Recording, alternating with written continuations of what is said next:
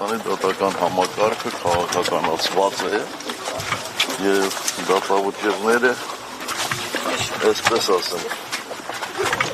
կախված են մի անձի կամքից։ Ակնհայտ է, որ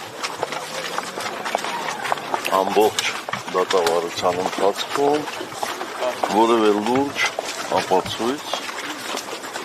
չի ներկայացվել կապված Դավիթի կողմից հանցավոր գործունեության հետ, բացի դրանից այդ հոդվածով աննախադեպ ժամկետ է կիրառվել, բնականաբար այդ ժամկետը կիրառվել է, որպեսզի որևէ կերպ համաներումը չազդի այդ